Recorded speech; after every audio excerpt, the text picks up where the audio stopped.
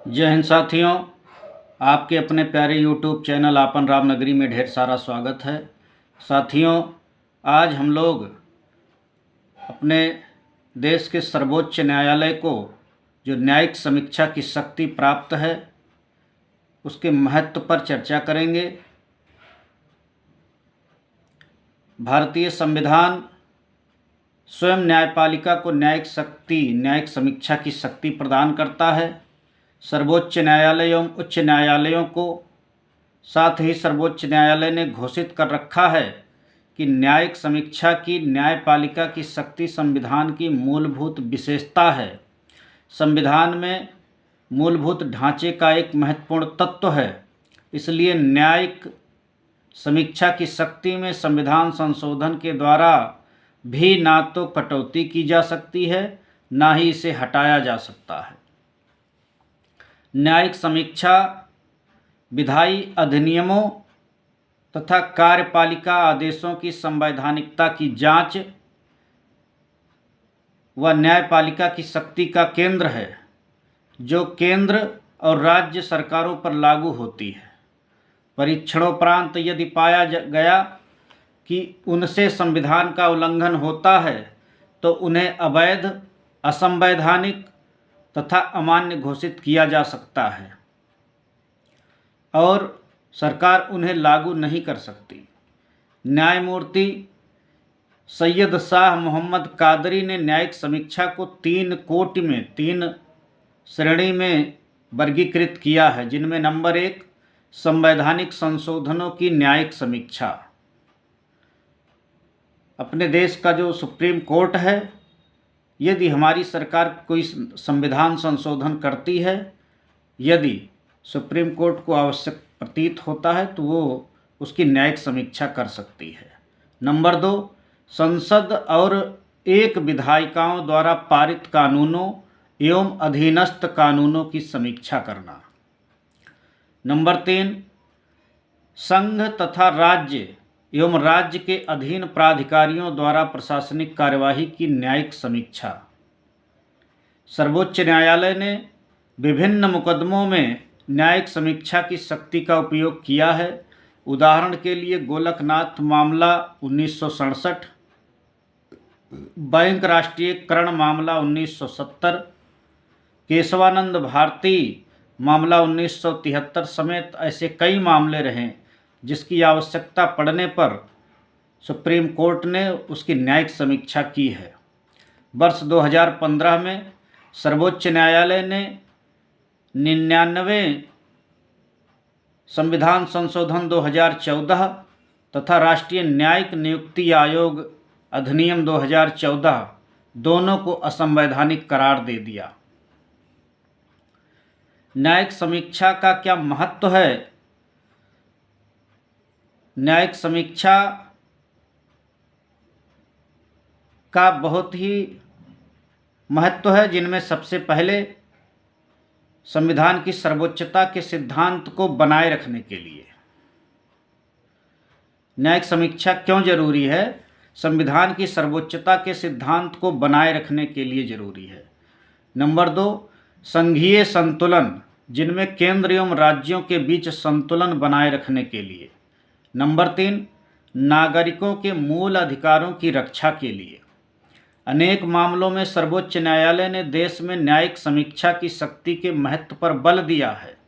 इस संबंध में उसके द्वारा किए गए कुछ प्रेक्षण हैं, जिनमें भारत में संविधान ही सर्वोच्च है और किसी वैचारिक कानून की वैधता के लिए उसका संविधान के प्रावधानों एवं अपेक्षाओं के अनुरूप होना अनिवार्य है और न्यायपालिका ही तय कर सकती है कि कोई अधिनियम संवैधानिक है अथवा नहीं।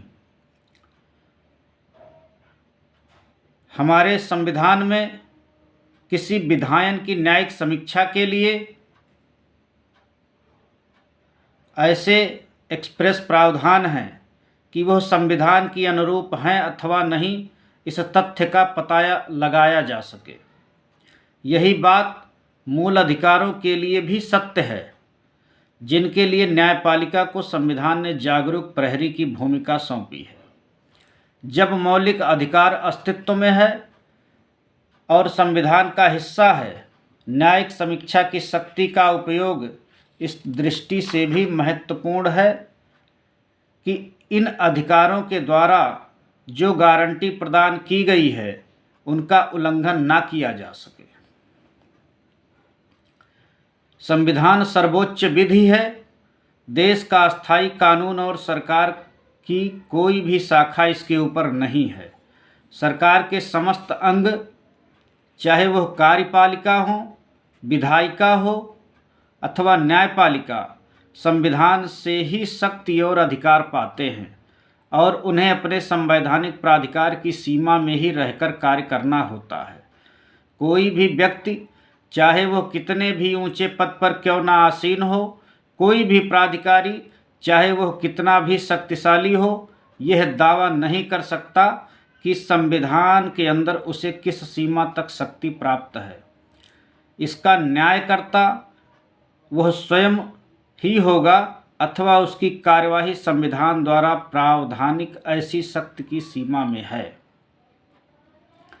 यह न्यायालय संविधान का अंतिम व्याख्या करता है और इसी न्यायालय को यह निर्धारण करने की नाजुक जिम्मेदारी दी गई है कि सरकार के प्रत्येक शाखा को कितनी शक्ति प्राप्त है,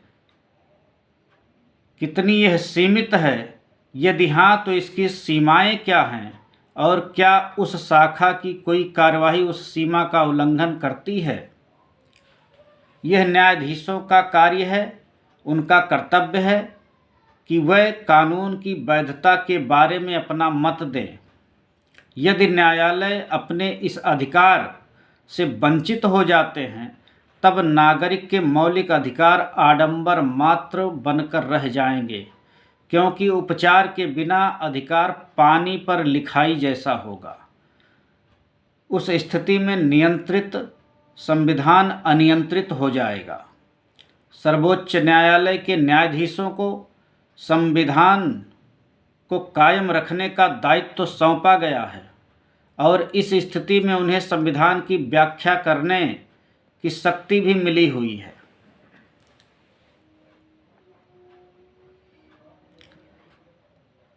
सर्वोच्च न्यायालय के न्यायाधीशों को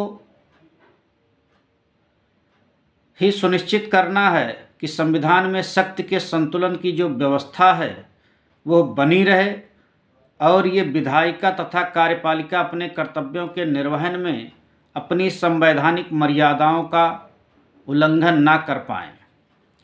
हमारे संस्थापक पूर्वजों ने इसलिए बुद्धिमानी पूर्वक स्वयं संविधान में ही न्यायिक समीक्षा का प्रावधान सम्मिलित कर दिया, जिससे कि संघवाद का संतुलन कायम रहे, नागरिकों को दिए मौलिक अधिकार एवं मूल स्वतंत्रता की रक्षा हो सके और समता, स्वाधीनता और आज़ादी की उपलब्धि तथा आनंद हासिल करने का एक उपयोगी साधन हमारे पास हो और जिसकी मदद से हम एक स्वस्थ राष्ट्रवाद का सृजन करने में सफल हो सकें। न्यायिक समीक्षा का कार्य अपने आप में संविधान की व्याख्या का ही हिस्सा है। यह संविधान को नई दशाओं तथा समय की मांग के अनुसार समायोजित करता है। न्यायिक समीक्षा के लिए जो संवैधानिक प्रावधान हैं उनके बारे में हम लोग थोड़ी सी चर्चा कर लें कि संविधान में न्यायिक समीक्षा शब्द का उपयोग कहीं नहीं हुआ है। तब भी कुछ अनुच्छेद हैं जो सर्वोच्च न्यायालय एवं उच्च न्यायालयों को न्यायिक समीक्षा की शक्ति प्रदान करते हैं, जिनमें नंबर 1 अनुच्छेद 13 यह घोषणा करता है कि सभी कानून जो मूल अधिकारों की संगति में रहे हैं या उनका अपकर्ष करते हैं निरस्त माने जाएंगे। अनुच्छेद 32 मौलिक अधिकारों को लागू करने के लिए सर्वोच्च न्यायालय जाने के नागरिकों के अधिकार की गारंटी करता है। साथ ही सर्वोच्च न्यायालय को शक्ति देता है कि वो इसके लिए निर्देश अथवा आदेश अथवा न्यायादेश जारी करें। अनुच्छेद 131 केंद्र तथा राज्य अंतर्राज्य विवादों के लिए सर्वोच्च न्यायालय का मूल क्षेत्राधिकार निश्चित करता है। अनुच्छेद 132 में संवैधानिक मामलों में सर्वोच्च न्यायालय का अपीलीय क्षेत्राधिकार सुनिश्चित करता है। अनुच्छेद 132 में संवैधानिक मामलों में सर्वोच्च न्यायालय का अपीलीय क्षेत्राधिकार सुनिश्चित करता है। अनुच्छेद 133 सिविल मामलों में सर्वोच्च न्यायालय का अपीलीय क्षेत्राधिकार सुनिश्चित करता है। अनुच्छेद 134 आपराधिक मामलों में सर्वोच्च न्यायालय का अपीलीय क्षेत्राधिकार सुनिश्चित करता है। अनुच्छेद 134 ए उच्च न्यायालयों से सर्वोच्च न्यायालय को अपील के लिए प्रमाण पत्र सर्टिफिकेट फॉर अपील से संबंधित है। अनुच्छेद 135 में सर्वोच्च न्यायालय को किसी संविधान पूर्व के कानून के अंतर्गत संघीय न्यायालय के क्षेत्राधिकार एवं शक्ति का प्रयोग करने की शक्ति प्रदान करता है।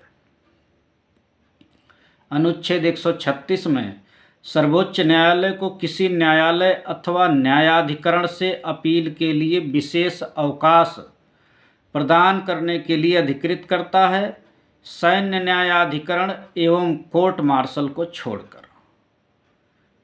अनुच्छेद 143 में राष्ट्रपति को कानून संबंधी किसी प्रश्न के तथ्य पर अथवा किसी संविधान पूर्व के वैधिक अथवा कानूनी मामलों में सर्वोच्च न्यायालय की राय मांगने के लिए अधिकृत करता है।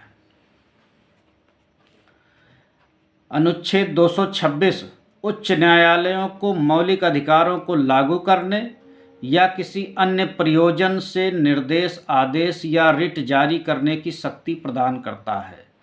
अनुच्छेद 227 सर्वोच्च न्यायालयों को अपने अपने क्षेत्रीय अधिकार क्षेत्र में सभी न्यायालयों एवं न्यायाधिकरणों, सैन्य अदालतों एवं न्यायाधिकारों को छोड़कर के अधीक्षण की शक्ति प्रदान करता है। अनुच्छेद 245 संसद एवं राज्य विधायिकाओं द्वारा निर्मित कानूनों की क्षेत्रीय सीमा तय करने से संबंधित है। अनुच्छेद 246 संसद एवं राज्य विधायिकाओं द्वारा निर्मित कानूनों की विषय वस्तु से संबंधित है, जैसे संघ सूची, राज्य सूची एवं समवर्ती सूची। अनुच्छेद 251 एवं 254 केंद्रीय कानून एवं राज्य कानूनों के बीच टकराव की स्थिति में यह प्रावधान करता है कि केंद्रीय कानून राज्य कानून के ऊपर बना रहेगा और राज्य कानून स्वतः निरस्त हो जाएगा। अनुच्छेद 372 संविधान पूर्व के कानूनों की निरंतरता से संबंधित है। इस प्रकार अलग अलग अनुच्छेद में जो न्यायिक समीक्षा की शक्ति है वो उच्चतम न्यायालय को प्राप्त है, सुप्रीम कोर्ट को प्राप्त है। न्यायिक समीक्षा का विषय क्षेत्र हम लोग चर्चा कर लें कि किन किन विषयों पर न्यायिक समीक्षा हो सकती है। किसी विधायी अधिनियम अथवा कार्यपालकीय आदेश की संवैधानिक वैधता को सर्वोच्च न्यायालय या उच्च न्यायालय में इन विशेष परिस्थितियों में चुनौती दी जा सकती है, जिनमें नंबर 1 यदि वो मौलिक अधिकारों का उल्लंघन करता हो। नंबर 1 यदि वो मौलिक अधिकारों का उल्लंघन करता हो। नंबर 2 यह उस प्राधिकारी की सक्षमता से बाहर का है जिसने इसे बनाया है। नंबर 3 यह संवैधानिक प्रावधानों के प्रतिकूल हो। 3 परिस्थितियों में न्यायिक समीक्षा आरंभ की जा सकती है। भारत के में न्यायिक समीक्षा का विषय क्षेत्र संयुक्त राज्य अमेरिकी की तुलना में सीमित है, जबकि अमेरिकी संविधान अपने किसी भी प्रावधान में न्यायिक समीक्षा के विषय में कुछ नहीं करता। ऐसा इसलिए कि अमेरिकी संविधान में कानून की समुचित प्रक्रिया को कानून द्वारा स्थापित पद्धति के ऊपर तवज्जो मिलती है, जो कि भारतीय संविधान में अंतर्निहित है। दोनों के बीच अंतर है। कानून की प्रक्रिया सर्वोच्च न्यायालय को नागरिकों के अधिकारों के संरक्षण में कहीं बृहद संभावना देती है। यह इन अधिकारों के उल्लंघनकारी कानूनों को निरस्त कर सकता है, न केवल इस आकार पर कि उसके गैर संवैधानिक होने के ठोस आधार मौजूद हैं, बल्कि उनके प्रक्रियागत आधार पर अविवेकपूर्ण होने के कारण भी। हमारा सर्वोच्च न्यायालय एक कानून की संवैधानिकता का परीक्षण करते हुए केवल एक ही प्रश्न की जांच करता है कि कानून वास्तव में संबंधित प्राधिकारों की शक्ति के अंतर्गत है अथवा नहीं। कानून के विवेकपूर्ण होने, इसकी उपयुक्तता अथवा नीतिगत प्रभाव से जुड़े प्रश्नों पर विचार नहीं होता है। इस प्रकार हम लोग न्यायिक समीक्षा की उपयोगिता पर चर्चा कर रहे थे। सुप्रीम कोर्ट को, अपने देश के सर्वोच्च न्यायालय को जो न्यायिक समीक्षा की शक्ति प्राप्त है, उससे न सिर्फ संविधान का संरक्षण बल्कि देश के आम नागरिकों के मौलिक अधिकारों का संरक्षण भी प्राप्त होता है। साथियों, हम लोग न्यायिक समीक्षा के संबंध में विस्तार पूर्वक चर्चा किए। आप अपनी जानकारी, आप अपना अनुभव कमेंट बॉक्स में साझा करके ज़रूर बताइएगा। वीडियो अगर आपको अच्छी लगे तो लाइक करिएगा, कमेंट करिएगा। अगर आप चैनल पर नए हैं तो सब्सक्राइब कर लीजिएगा, शेयर करिएगा। बहुत बहुत धन्यवाद।